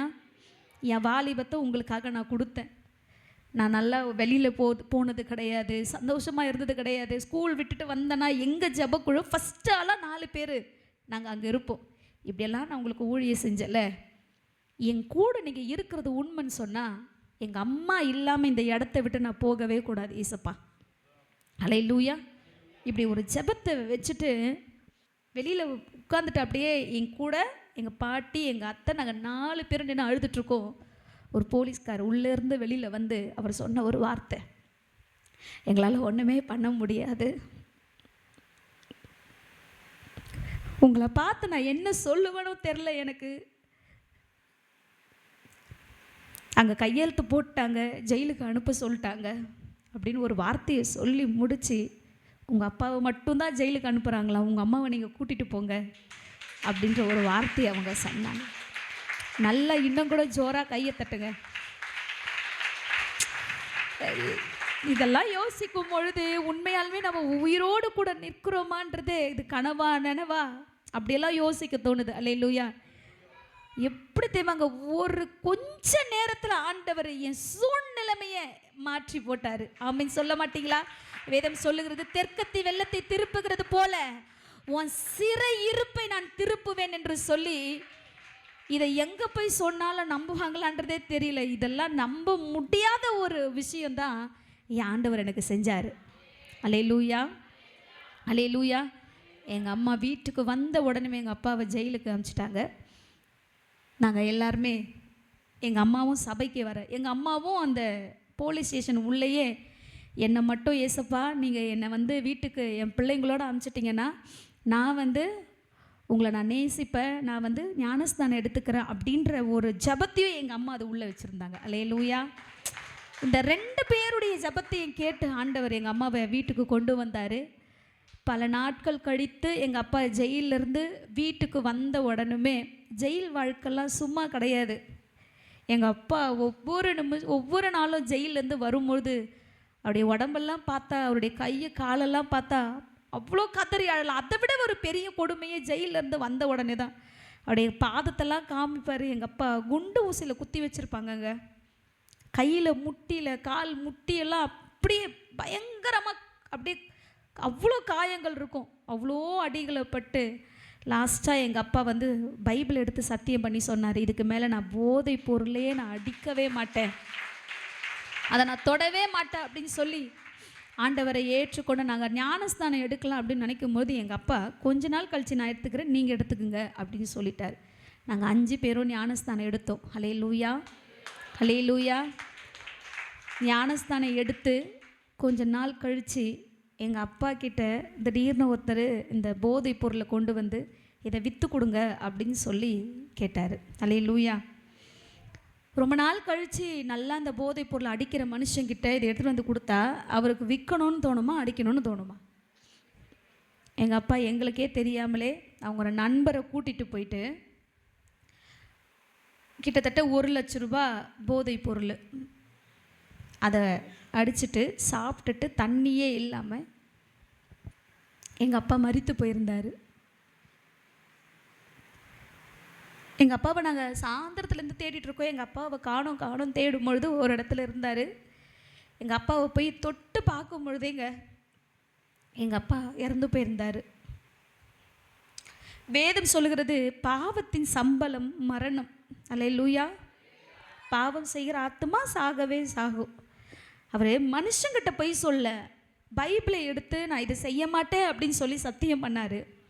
எந்த ஒரு விஷயத்தை ஆண்டுடைய சமூகத்தில் அவர் முன்ன வச்சுட்டு அவர் நான் சத்தியம் பண்ணி நான் செய்ய மாட்டேன்னு சொன்னாரோ அதை செஞ்சதுனால அவர் மரித்து போயிட்டார். அல்லேலூயா. அவர் ஒரு பக்கம் மரித்து போயிட்டார். இதுலேயே நிறைய காரியங்களை சொல்ல முடியும். எங்கள் அப்பா போகும்பொழுது நிறைய கடன் பிரச்சனையோடு கூட விட்டுட்டு போனார். எங்கள் அப்பாவுடைய 16 நாட்கள் காரியம் கூட முடியல. ஒருத்தவங்க நாங்கள் ரோட்டில் நடந்து போகும்பொழுதே அவங்க என்னை கேட்ட கேள்வி, நீங்கள் நல்லா இருக்கிறீங்க, நீங்கள் எப்படி வேணாலும் பணத்தை கொடுக்கலாம் அப்படின்னு சொல்லி ரொம்ப கேவலமான வார்த்தையினால் ஒருத்தவங்க எங்களை கேள்வி கேட்டாங்க. எங்கள் அக்கா இதை தாங்க முடியாமல் வீட்டுக்கு கதவை சாத்திட்டு அவள் சொன்ன ஒரு வார்த்தை, இதற்கு மேலேயும் நம்ம இருக்கிறது வேஸ்ட்டு. ஏன்னா நம்மளால் கடமும் கொடுக்க முடியாது, நம்ம அம்மாவால் நமக்கு கல்யாணமும் பண்ணி கொடுக்க முடியாது. நம்ம 4 பேரும் பொம்பளை பசங்க. எங்கள் அம்மா கூலி வேலை செஞ்சுட்டு இருந்தாங்க. 2500 ரூபாய்க்கு கார்ப்பரேஷனில் வேலை செஞ்சுட்டு இருந்தாங்க. அவ்வளோதான், நம்ம வாழ்க்கையை நம்ம முடிச்சுக்கலாம் அப்படின்னு எங்கள் அக்கா சொல்லி அப்படியே 4 பேரும் வீட்டு உள்ள கதவை சாத்திட்டு கதறி அழுது, நம்ம கூட அப்பாவும் இல்லை, நம்ம அம்மாவால் நம்மளால் காப்பாற்றவும் முடியாது, நம்ம இத்தனை சொந்தங்கள் இருந்தோம், இந்த சொந்தங்கள் இதுவரைக்கும் சாப்பிட்டியான்னு கேட்கறதுக்கு கூட ஒருத்தர் இல்லாத நம்ம நிற்கும் பொழுது நம்ம ஏன் கடமும் கொடுக்க முடியாது, நம்ம செத்து போயிடலாம் அப்படின்ற ஒரு காரியத்தை அவ சொல்லும் பொழுது நாங்களும் அதுக்கு ஒத்துக்கிட்டோம். இருக்கிறத காட்டிலும் செத்து போயிடலாம் அப்படின்னு ஒரு முடிவை எடுக்கும் பொழுது எப்பவுமே எங்கள் வீட்டில் டிவி ஓடிட்டே இருக்கும், ஏஞ்சல் டிவி. அதில் ஒரே ஒரு பாடல் ஓடிட்டு இருந்துச்சு. நாங்கள் இப்படி கதறி அழும் பொழுது அவ்வளோதான், இதுதான் கடைசி, நமக்கு நம்ம அப்பா எங்கே போனாரோ அங்கேயே நம்மளும் போய் சேர போகிறோம் அப்படின்ற ஒரு வார்த்தை அவள் சொல்லிகிட்டே இருந்தா. சொல்லும் பொழுது கர்த்தருடைய வார்த்தை, அந்த பாடல் என்னுடைய காதலை கேட்க ஆரம்பிச்சது. கவலைப்படாதே,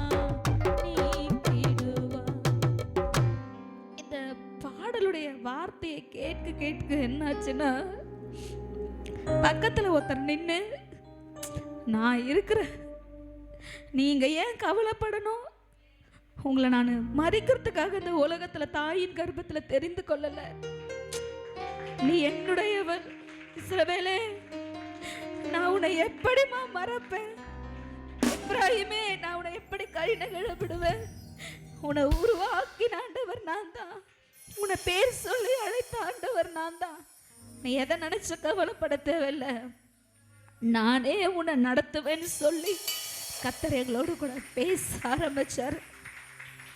என்னைக்கு ஆண்டவர் எங்க கூட அன்னைக்கு பேசினாரோ அன்னையிலிருந்து இன்னைய வரைக்கும் அவர் நடத்துறாருங்க. உற்றாரோ உறவினரோ தெரிஞ்சவங்களோ நம்பினவங்களோ எல்லாரும் கைவிட்ட போதிலும் அன்னைக்கு கரத்தை பிடிச்சாரு. அவரை நாங்க பிடிக்கல, அவருடைய கரம் எங்களை பிடிச்சதுனால தான் இது வரைக்கும் நடத்தி வந்தாரு. எந்த வேலையை விட்டுலாம் 12 வருஷமா எங்க அம்மா கூலி வேலை செஞ்சுட்டு இருந்தாங்க. எந்த வேலையை விட்டுணும் அப்படின்னு சொல்லி எங்க அம்மா நினைச்சாங்களோ, வீட்டுக்கு ஒரு லெட்டர் வருது.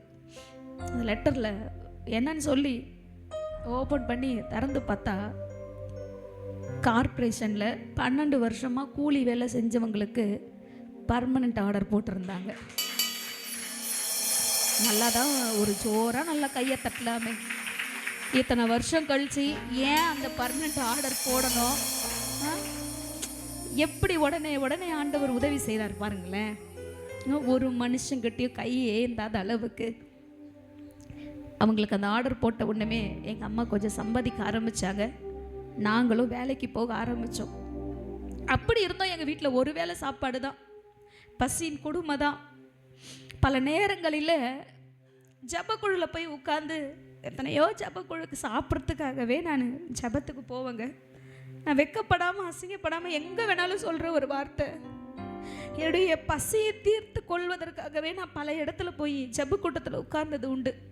அப்படி ஒரு நாள் என் பாஸ்டர் ஃபோன் பண்ணுறாரு, புளியந்தோப்பு ஏரியாவில் ஒரு வீட்டில் ஜபம் இருக்குது, நீங்கள் வந்துருங்க அப்படின்னு சொல்லும் பொழுது, நான் ஒரு கம்பெனியில் வேலை செஞ்சுட்டு இருந்தேன், இங்கு கம்பெனியில். அங்கேருந்து பஸ் பிடிச்சிட்டு புளியந்தோப்பு ஏரியாவுக்கு பஸ்ஸில் வரும்பொழுது என் தங்கச்சி என்னை பார்த்து கேட்டு ஒரு கேள்வி கேட்டான், இந்த வீட்டுக்கு நம்ம ஜபத்துக்கு போகிறோமே, அங்கே நமக்கு சாப்பாடு கொடுப்பாங்களா?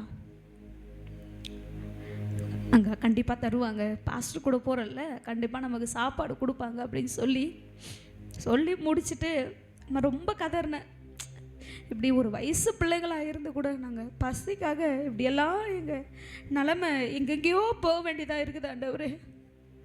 எப்போ தான் எங்கள் வாழ்க்கையிலலாம் ஒரு உயர்வு வரும், எப்போல்லாம் நாங்கள் நிம்மதியாக சாப்பிடுவோம் உட்காந்து அப்படின்னு சொல்லி யோசிக்கும் பொழுது, அந்த வீட்டில் ப்ரேயருக்கு போனோம்.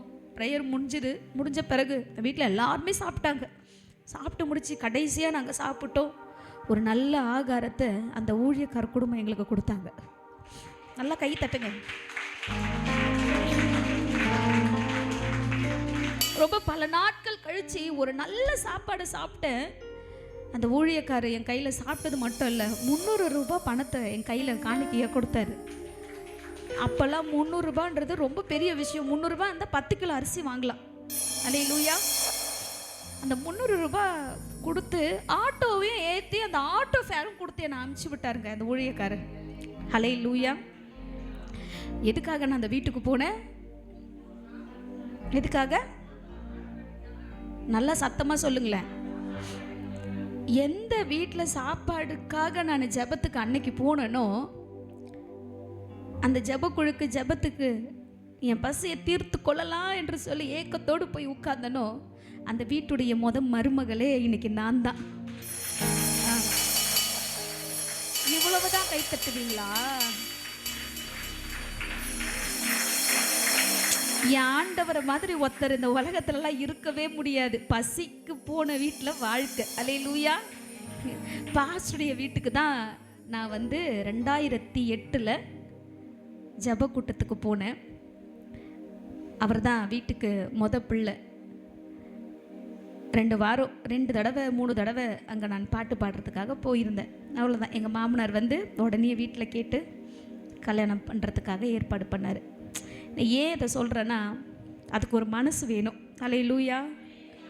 உண்மையாலுமே அந்த ஊழியக்காரர் இன்னும் நல்ல ஆயுசு நாட்கள் ஆண்டவர் கூட்டி கொடுக்கணும். எங்கள் மாமனார்ன்றதுக்காக நான் சொல்லலை, எங்கே போனாலும் அந்த வார்த்தையை நான் சொல்லாமல் இருக்க மாட்டேன். ஏன்னா அவர் என் வீடு ரொம்ப சின்னது, அது உள்ளே உட்காந்து தான் பேச முடியும், படுக்கலாம் முடியாது. ஏன்னா நான் குளிக்கிறது, நான் என்னுடைய பெட்ரூமு, எங்கள் பாத்திரம் வைக்கிறது, எங்கள் துணி வைக்கிறது எல்லாமே தெருவு தான் எனக்கு. அல்லேலூயா, அல்லேலூயா. குளிக்க இடம் கிடையாது, துணி வைக்கிறதுக்கு இடம் கிடையாது, பாத்திரம் வைக்கிறதுக்கும் இடம் கிடையாது. சின்ன வீடு தான், ஒரு பாத்ரூம் சைஸ் மாதிரி தான் இருக்கும். அந்த வீட்லேயே பொண்ணு கேட்டாங்க. அல்லேலூயா. அப்போ இப்படியாப்பட்ட மனசெல்லாம் வருமா? நான் ஒன்றுமே இல்லை, அவங்க கொஞ்சம் நல்லா இருந்தவங்க, அப்படி மனசு வருமா? ஆண்டவர் என்னுடைய வாழ்க்கைக்காக எதெல்லாம் ஆண்டவர் மாற்றார், எந்த வழிவாசலெல்லாம் திறந்து வச்சார் பாருங்க. அல்லேலூயா, அல்லேலூயா.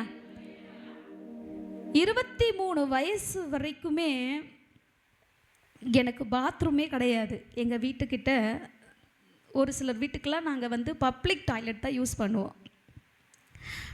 அப்போது நான் இப்படி தான் 23 என் கல்யாணம் ஆகி கூட நான் அங்கே தான் அப்படி தான் போயிட்டு இருந்தேன்.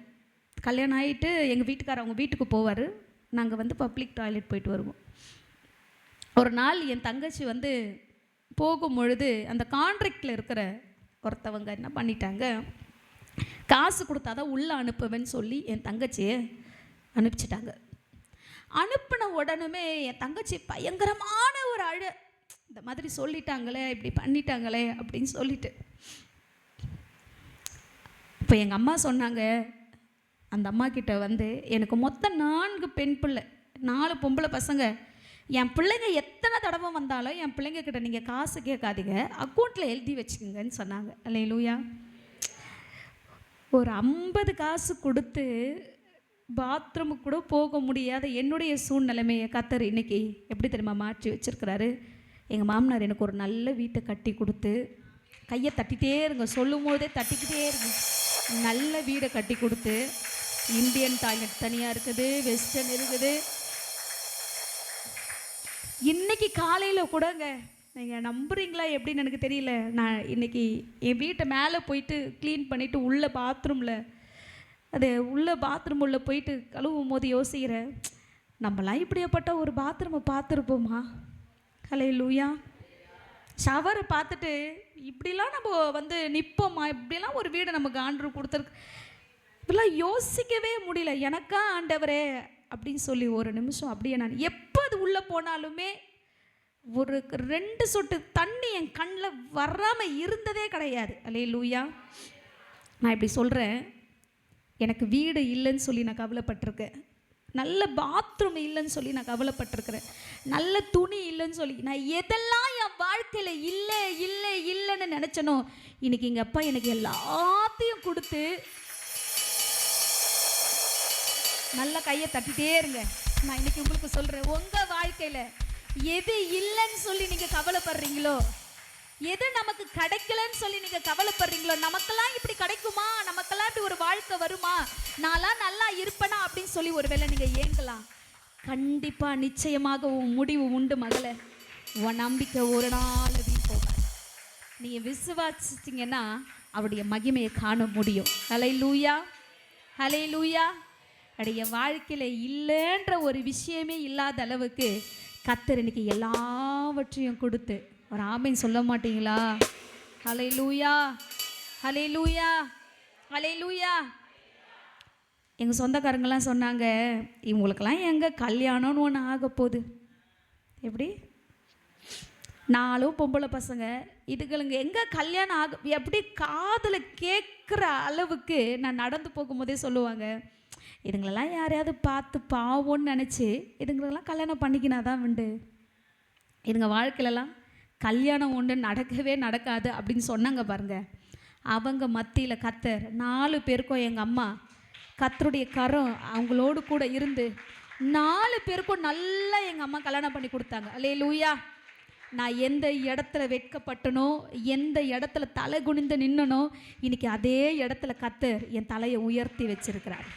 உலகம் நினச்சி இவங்க மூழ்கி போயிடுவாங்க, அவ்வளோதான், இவங்களுடைய வாழ்க்கைலாம் அவ்வளோதான், சின்ன பின்னமாக போயிடும், இதுங்க வாழ்க்கையெல்லாம் எங்கே நல்லா இருக்க போகுது அவ்வளோதான் எப்படியோ இருக்கும்னு நினச்சவங்க மத்தியில் கர்த்தர் இன்னைக்கு நல்லா ஜென்டலாக நடந்து போகிற அளவுக்கு ஒரு போதைப் பொருள் விற்கிற குடும்பத்தில் பிறந்து வளர்ந்த இந்த ஜமுனாவை இன்னைக்கு எத்தனையோ இடங்களில் தெரிகிற அளவுக்கு என் நிலைமையே கர்த்தர் மாற்றி வச்சிருக்கிறாருங்க. ஹல்லேலூயா, ஹல்லேலூயா. அப்படி என்னையே நடத்தினார்னா உங்களை விட்டுருவாரா? ஹல்லேலூயா. இந்த இரவு ஜெபத்துக்கு வந்திருக்கிற தேவ பிள்ளைகளை, அவரால் செய்ய முடியாத காரியம் ஒன்றுமே இல்லை. ஹல்லேலூயா. நீங்கள் என்ன பிரச்சனையோடு கூட வந்திருப்பீங்கன்னு சொல்லி எனக்கு தெரியாது. ஒருவேளை இந்த சாட்சியை கேட்டிருக்கிற ஒவ்வொரு காரியத்தை சொல்லி நீங்கள் கேட்டிருக்கீங்க. கண்டிப்பாக உங்கள் வாழ்க்கையில் ஆண்டவர் செய்வாருங்க. இல்லைன்னு சொல்லி கவலைப்படாதீங்க. எதுவுமே கிடைக்கலன்னு சொல்லி கவலைப்படாதீங்க. அவரை நீங்கள் நம்பி வந்துட்டீங்கன்னு சொன்னால், என் வாலிபத்தில் நான் ஆண்டவருக்காக என்னுடைய நேரத்தையும் சரி என்னுடைய வாழ்க்கையை நான் அர்ப்பணித்ததுனால தான் அன்னைக்கு நான் செஞ்ச ஊழியம் தான் இன்னைக்கு கர்த்தர் இந்த கனமான இடத்தை எனக்கு கர்த்தர் ஆல்ரெடி அவர் முன்குறிச்சு வச்சுட்டார். ஹல்லேலூயா, ஹல்லேலூயா.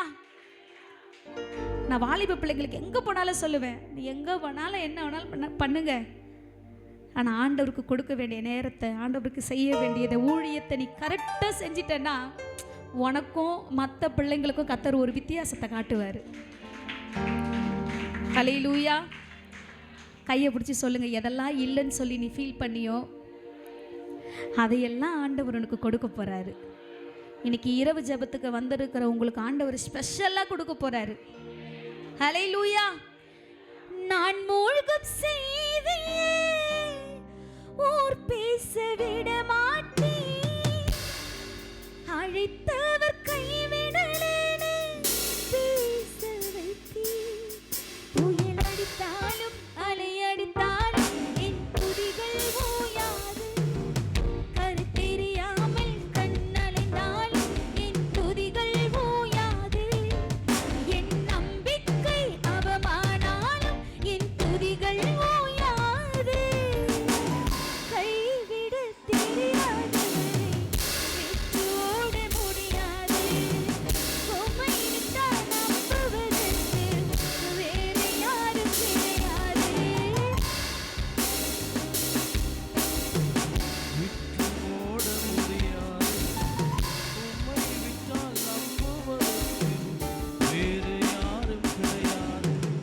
ஒரு ஆமென் சொல்லுங்க. உண்மையாகவே அவரை போல ஒரு தெய்வம் இல்லை. ஆமென்.